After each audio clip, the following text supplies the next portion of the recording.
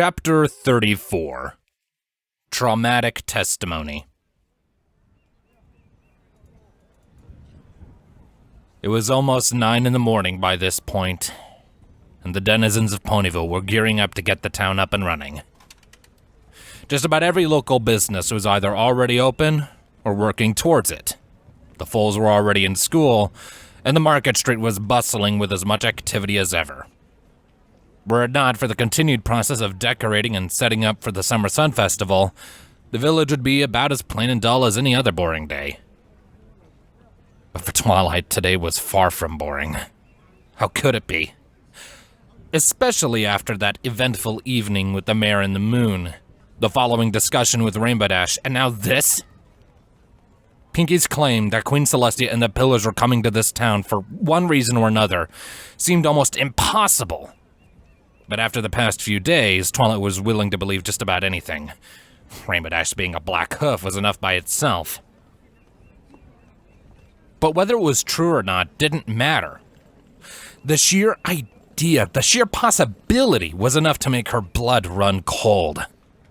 Just the thought of being anywhere near them dragged out the worst of the young alicorn's anxieties and fears, even if it wasn't very likely that they'd even run into each other. And despite once thinking that visiting her family would be a good change of pace, it was now the most horrific thing she could possibly think of. Maybe she really didn't want to see them again, somewhere deep down, or maybe she was just reacting to the loss of her content in this hypothetical reunion. But it was clear that she wasn't ready to confront them again. But the chilling dread flowing through her wasn't enough to help cool her down.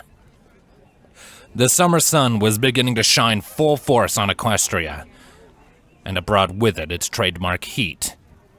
And while it was still early in the season, the warmth was enough to start getting to Twilight under that thick layer of fabric. She had gone through these problems in the past, it just came with her lifestyle, but right now it felt particularly dreadful. It didn't help that she was already on the verge of a total panic attack after Pinky's unintentionally unfortunate news. Was she overreacting? Most certainly. And was she aware of that fact? Yes, she was. But that was not enough to get her to stop. Not even close. Emotions were a fickle thing, and right now they were more than enough to overpower logic and reason. Every step Twilight took on her hectic trek back home felt like it took 1,000 years. But there was a small sense of joy at finally returning to her temporary residence. She wasted little time in dispelling the defensive wards she had put up before leaving and entering her home, slamming the door shut behind her with a little too much force, if the sound of cracking wood was anything to go off of. But she didn't care about that right now. I need to get out of this thing! That was the first coherent thought of hers since this meltdown started, and her horn was swift in following up on that. There was a sharp, choking sting that came with tearing the cloak from around her neck, and the garment was swiftly tossed to the side. But in her state, the alicorn had lost control of her own power for a brief moment, and it was enough to cause the dry fabric to burst into flames. No! As quickly as her legs could carry her, Twilight dashed over to the burning garment and stomped out the small fire. Luckily, she was quick enough to stop the blaze from spreading to the house.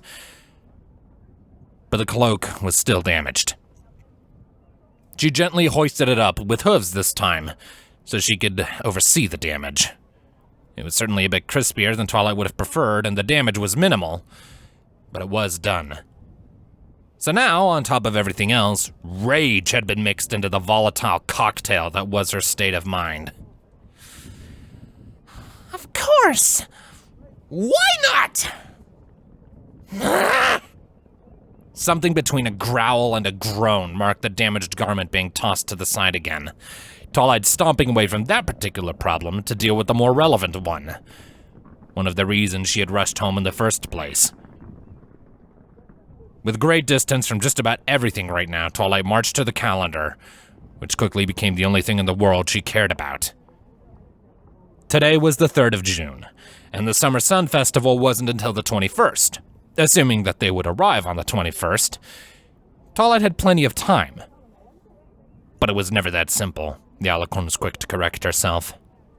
It took 3 days to get from Canterlot to Ponyville by train, meaning that they would be arriving at least 3 days before the event began, maybe even earlier. There was no way of telling. Frankly, they could already be on their way, seeing as how a representative had already gone and bought their rooms. Pinkie might know what days they'd be here, considering her inside information, but Twilight had failed to ask when she had the chance, and was now kicking herself for it. The longer Twilight glared at the calendar, the less and less sure she was about just how much time she had to make her move. Then there was also the chance that the move she made would be the wrong one to make. The first idea that came to mind was to just hide out until the royal visitation was over, either in her home, with Fluttershy at the edge of town, or maybe even with Zecora out in the woods. It seemed like a safe bet, until Twilight remembered that Spike would more than certainly ask why she wasn't going outside at all for that long of a time. And if he found out that Twilight's mother would be in town, he would certainly want to see her again. But even if she did hide out like that, there was no guarantee that the Queen wouldn't find out about her presence in this town anyway. If she was coming in with every pillar of Equestria, then there were going to be royal guards everywhere, checking every nook and cranny for some threat. There'd probably even be a few black hooves on the prowl, now that Twilight was thinking about it. And thinking of them, Twilight was quick to remember that Rainbow Dash was in town on official business. Official business that Queen Celestia had to have some kind of investment in. That's why she's coming here. It has to be. She snorted with righteous fury, a sparkling flicker of wayward magic forming around her horn and reducing the simple calendar to nothing more than ash. It didn't help prevent her dark feelings at all, and Twilight groaned again. For crying out loud! She probably already knows I'm here! That was the worst part in Twilight's opinion. Queen Celestia was just as enigmatic as she was ancient, and in the time Twilight had known her, it had been utterly impossible to get any kind of read on her. The eldest alicorn presented the persona of a warm and compassionate ruler to the general population, but underneath all of that was a cold and cunning intellect, the likes of which the world had never seen. If life itself was a game of chess, then Queen Celestia was the undisputed champion of it. And it infuriated Twilight to no end, knowing that Celestia must have had some grand master plan for her all this time, and that she had likely just played right into it. Twilight? Spike's voice shattered the silence filling the room, prompting Twilight's head to snap over to his direction. Did you talk to them? There was a moment where Twilight honestly didn't know what he was talking about. But then she remembered why she'd even left. Spike wanted to meet her friends, and she had been supposed to bring them here so he could do that in a controlled environment. Something that had completely slipped her mind, given what had happened. Part of her felt guilty for letting herself forget, but there were more important things to deal with. And at the same time, there was an opportunity here, one that Twilight was able to see even in her near-deranged mindset. It might not have been the best course of action, and part of her was aware of that, but it would work. And in her frantic state, Twilight was quick to capitalize on that fact and make the decision. It didn't work out, Twilight answered snappily, looking back to the nail that once held a calendar to the wall. Go get your things. We're leaving. Today. It felt horrible to lie to Spike like this, but at the moment, Twilight didn't feel like she had any other choice. They needed to get out of town quickly, and this was the best way to do that. What do you mean we're leaving? A portion of the panic that Twilight was experiencing had spread to Spike, evidenced by his increasingly concerned expression. What about that stuff you were dealing with? What about Fluttershy? Rainbow Dash can take care of it. It's her job. Twilight hastily answered, walking away sternly and beginning to go through the kitchen for any useful supplies. Now hurry up, we don't have time. But what about now? The shout echoed in the now dead silent house, Twilight's nostrils flaring with fury alongside the outburst. She didn't want to hear any excuses right now, and didn't pay any further mind to Spike as he slowly scampered back to his room. The small part of Twilight's mind that could still think rationally felt horrible for lashing out at him like that. She knew better than anyone that he didn't deserve it. But at the same time, Twilight didn't want to take any more chances, especially not with the looming threat of her mother finding her. Hiding in this house was an option, yes, but how long could she reasonably do that? The better course of action was to leave before anything could happen. She was sure of it, just as she was the first time around. I can't see them again. Not now. Not ever. Twilight told herself again, as she had many times during the first few months of her self-appointed exile. It's better this way. It's better for everyone. It will hurt less like this. With that, she forced herself through the mental block and focused on her immediate escape from Ponyville. Food was the first priority, and she prioritized things that didn't need refrigeration, like bread and fruit. She could stock up on other food items at another town later down the road.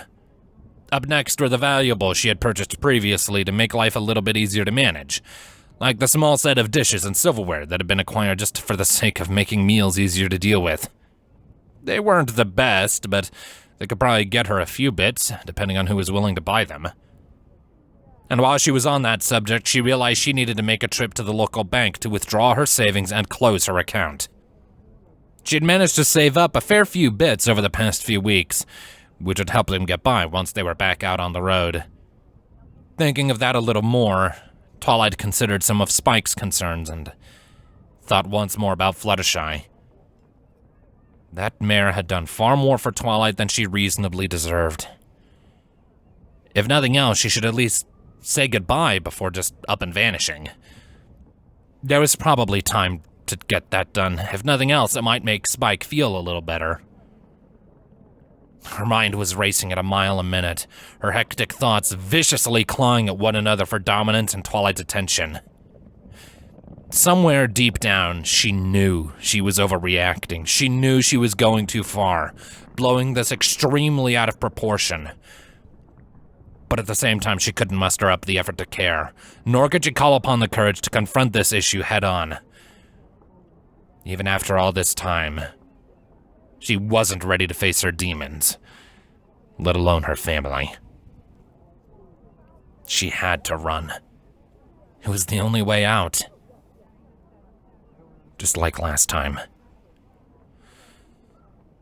And then, in a moment of pure cosmic cruelty, everything became much, much worse. Twilight's front door was all but kicked in with a thunderous crash, which prompted Twilight to freeze in place from the sudden surprise. She watched helplessly from the corner of her eye as a pink blur rushed into her home far faster than she could ever hope to react, her manic state only growing worse as the realization came to her. Her eyes bolted to the discarded cloak on the ground at the speed of light, and her heart shattered even more. She was exposed. Twilight! Mr. Knox got arrested! Pinky howled as she wildly barged into the house unannounced, clearly far too shocked by that event to notice or care. Do you know what happened? What did... Huh? The Earth Pony stopped dead in her tracks when her eyes fell on Twilight. Pinky! You can't just barge into other people's houses like that! Rarity lectured as she followed her inside. It's not... Much like Pinky before her, Rarity fell silent once she caught sight of the disrobed alicorn standing in the middle of the room, plain as day for all to see. And like Pinky, she was visually overwhelmed by what she saw. Silence followed. Rarity and Pinky's faces were both dominated by looks of absolute disbelief. A perfect reflection of the one Twilight was shooting right back at them. And there was nothing Twilight could reasonably do in this hideous moment to undo the damage. Her first instinct was to try and cover herself, to hide her shame along with her wings. But it would be a pointless gesture. The damage had been done, the secret was out. Not that Twilight would have been able to try anyway. Her body had locked up from the sudden shock of the secret being unveiled, and her horn was just as unresponsive as the rest of her.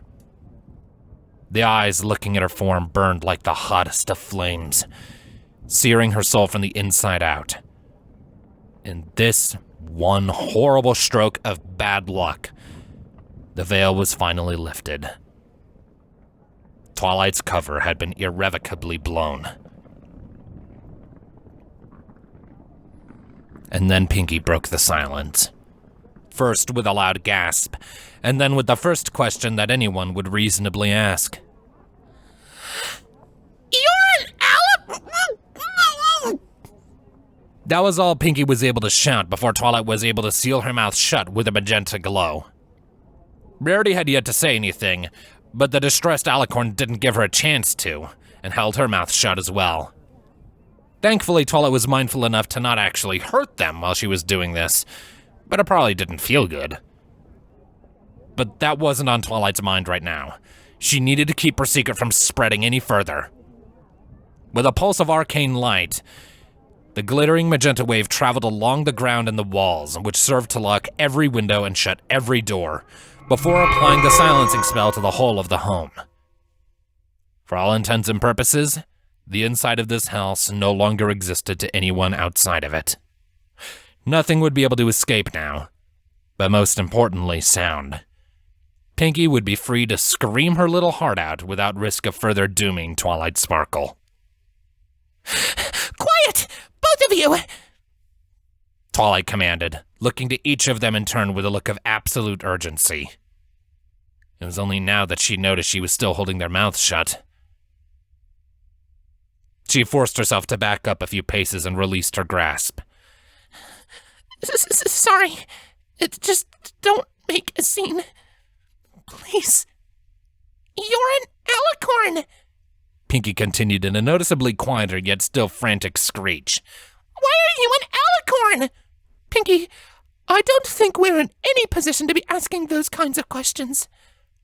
Rarity warned in a meek and whimpering tone, not taking her eyes off Twilight. We just walked in on something I don't think we were meant to see.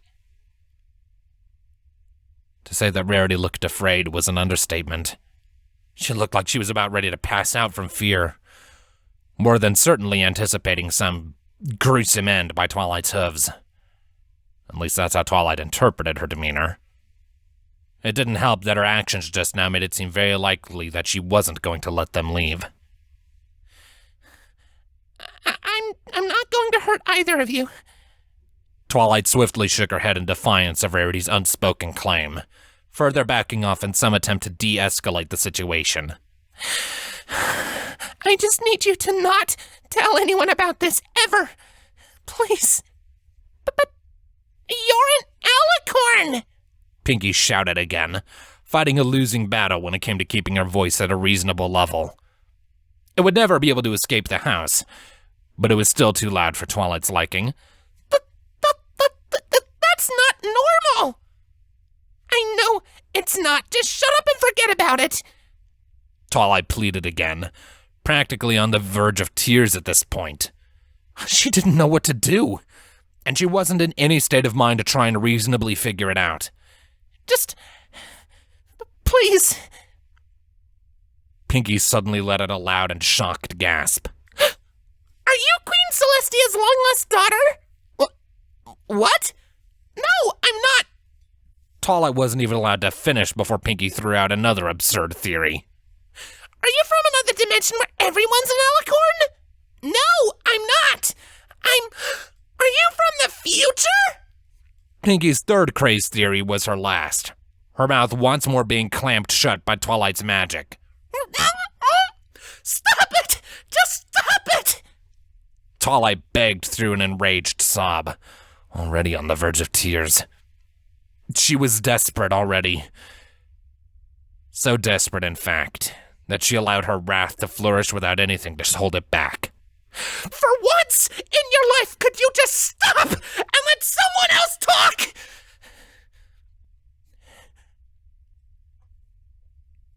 The flustered outburst was soon followed by a twinge of regret, spurred on by the look of hurt on Pinky's face.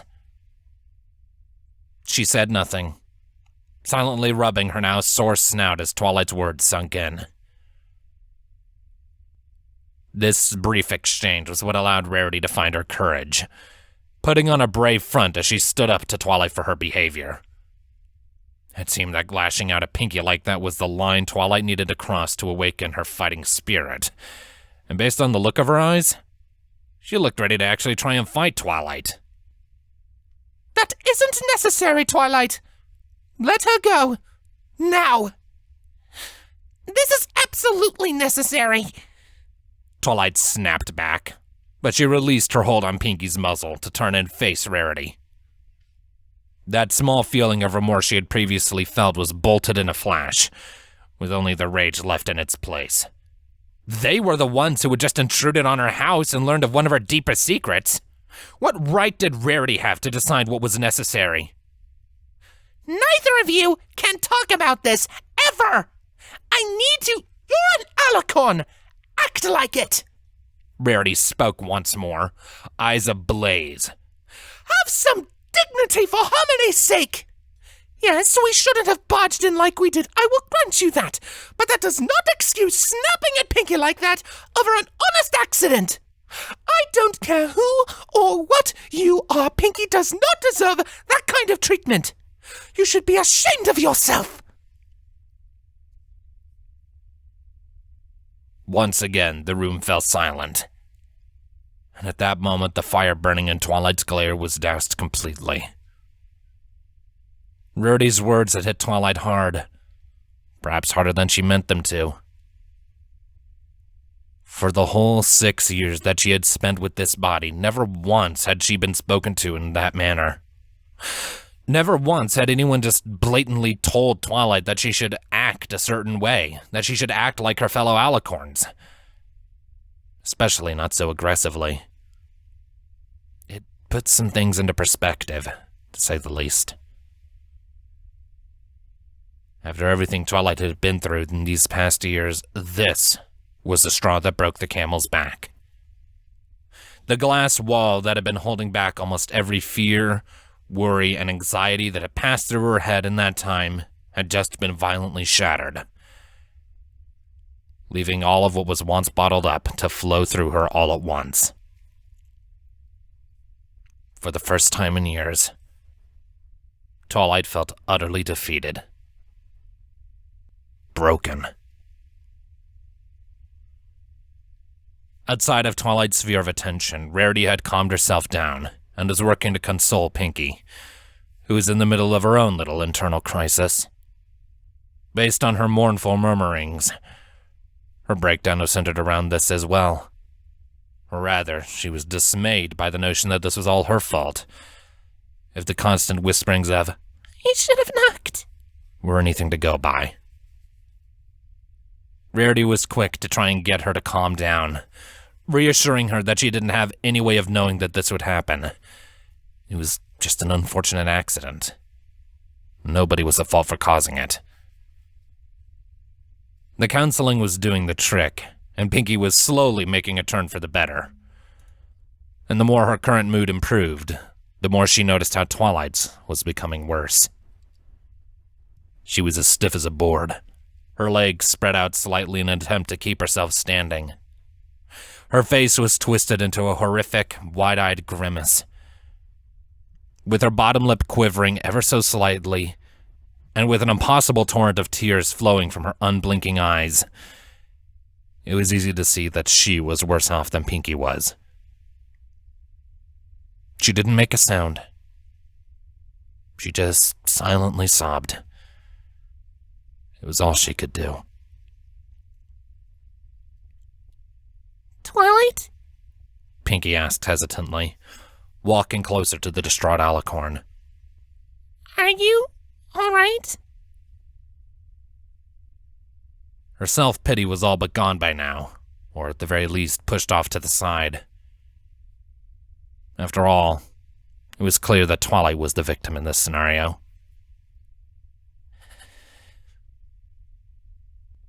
I didn't ask for this, Twilight murmured back, slowly shaking her head as she continued to dwell on her own fears. Her filter was basically gone at this point. She didn't care anymore. Tears continued to roll down her cheeks in droves. Tears that had been bottled up for 6 years. It was time to let it out, and Twilight didn't have any say in it anymore. I didn't ask to be turned into this. That was when Rarity seemed to finally start to empathize with Twilight's state, seeing just how torn apart she was. But she chose to remain silent for the time being, probably not knowing what to say. For a time, she seemed to consider just taking Pinky and leaving. But something was holding her back. Maybe she just couldn't bring herself to leave Twilight like this. For as angry at Twilight as she was for snapping at Pinky, she couldn't bring herself to do something like that. I wasn't even told why, Pinky, Twilight continued, absent-mindedly drifting back to one of the Earth Pony's previous questions. She never told me why. She just did it. Did what to you? Pinky asked, trying very carefully to see why her newest friend was hurting so much. Alicorns aren't born. They're made. Rarity solemnly repeated her words from the discussion at the restaurant. Made by the Queen. The only one who can anymore. Don't remind me. Twilight hoarsely murmured back, not wanting to think about Celestia or what she did. Okay, well, why don't you just tell her you don't want to be an alicorn anymore? A spark of optimism was born in Pinky's voice as she suggested the idea, once more donning a familiar smile as she took off with it like a dog after a bone. We were talking about it earlier, remember? It's reversible. And she's going to be in town for the festival. I could even sneak you into the... Do you think I haven't already tried that? Twilight lashed out again, a small flare of frustration returning to her. I've been like this for 6 years. That was the first thing I thought of. And it won't work. Not for me. Her body convulsed in disgust as she was made to linger on the horrible truth, forcing her to sit. The spell is absolute. Undoing it would put me right back where I was before she cast it. Just like Poesia. She's right back where she was before the spell was cast. So, you would be 6 years younger? Rarity asked pensively, thinking back on the young-looking Pegasus from the photo. I can imagine how that would be a setback, but if being an alicorn upsets you this much, then surely growing up again wouldn't be that big of a deal. I wouldn't even get the chance. Twilight closed her eyes, shaking her head as if to try and refute the reality of her situation. For a moment, she stopped herself from telling them, but she didn't hold out long. They already knew she was an alicorn, and Twilight wasn't in a good headspace. She couldn't hold this back. She needed to tell someone, anyone, just to maybe try and alleviate some of this pressure in her head. Silence followed, rightfully so. But she knew it wouldn't be long before one of them asked what she meant. and she wasn't sure if she'd be able to survive her own outburst if one of them dared ask that painful question. So it was with a heavy heart and gritted teeth that Twilight decided to nip the bud before it could bloom, and she hesitantly began to recount the tale of how she became what she is now. 6 years ago, I was trying to get into the School for Gifted Unicorns. It had been my dream for basically my entire life. I worked every waking moment to meet the requirements to get in, and against all the odds, I did. All I had to do at that point was pass an entrance exam. They custom make exams for each individual so they can actually prove they're worthy of being enrolled. It helps prevent cheating. All I had to do to get in was hatch that stupid egg. Her tone was mostly one of sorrow, but apparent frustration and regrets began to worm their way in as she kept going. Just a stupid egg! A kind of egg I'd never seen before, but still just a dumb egg. It shouldn't have been so hard. And you couldn't do it? Pinky slowly asked, walking on the metaphorical razor's edge and hoping she wouldn't set Twilight off. No. I did. I hatched the egg and passed the test. But not without screwing up. Twilight mournfully sighed, the events of that day repeating vividly in her mind over and over, without end. Do you know what a magic overload is? It was clear that Pinky didn't know. As an Earth pony, she would never have to worry about going through one. She didn't have any magic to lose control over in the first place. But Rarity, meanwhile, looked like she knew very well what Twilight was talking about. Her snow-covered ears perked up at the words, before dripping down as their owner's own bad memories began to fester and stir. Yes. Sweetie Belle had one a few years ago. A major one. She was in the hospital for nearly a month. We were worried that she wouldn't recover at all. It was horrifying. Well, that's kind of what happened to me. At the last possible moment, I pushed myself too hard and lost control.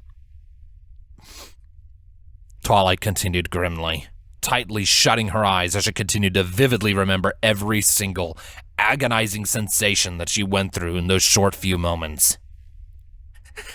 And it killed me.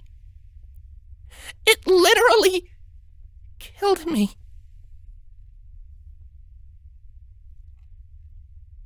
Once again, everything went silent.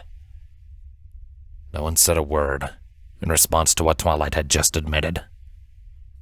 The secret that she had done everything in her power to forget and bury for the past 6 years, laid bare before two random strangers in a moment of weakness and vulnerability.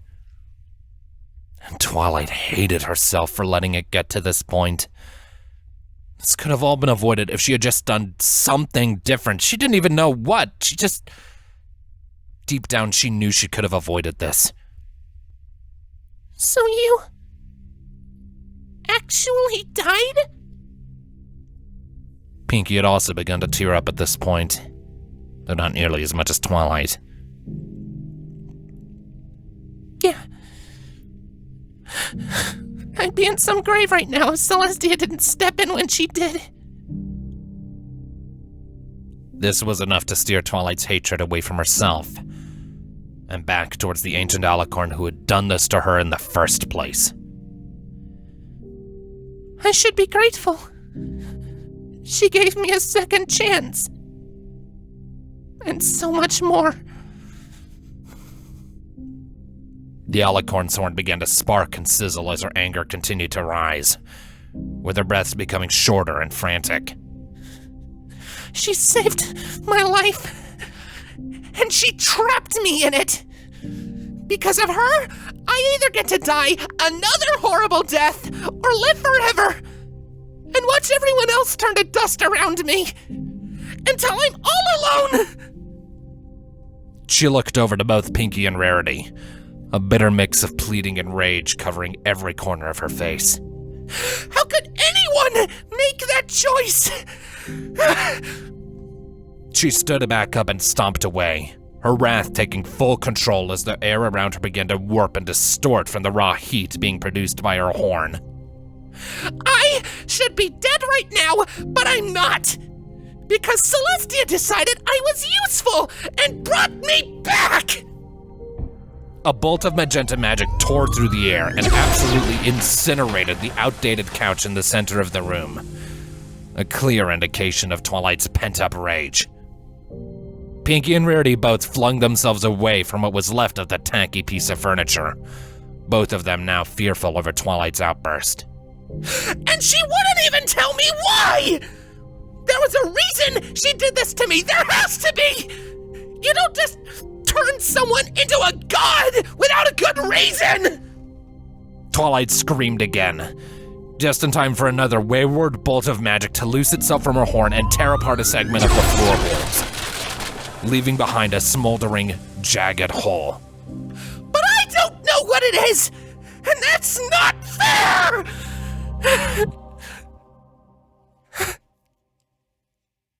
The tantrum didn't last long, and soon she was reduced back to the sorry, whimpering state she'd been in just a few moments ago, falling back to her haunches in defeat. The magic around her faded away just as pathetically.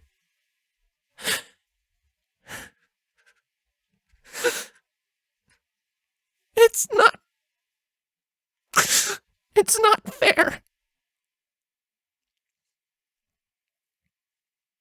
In her pitiful state, Twilight hung her head low as she sent out another weak wave of magic to the whole house. The silencing spell was undone, and the locks were abolished as well. She returned her attention to her audience. I'm sorry. You can go now. She lazily gestured towards the front door. Just go. I don't care what you do after that,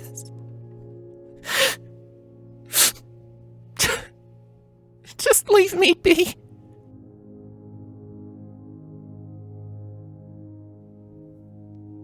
There was a moment of hesitation from the two mortal ponies in the room, before Rarity ushered Pinky towards the exit.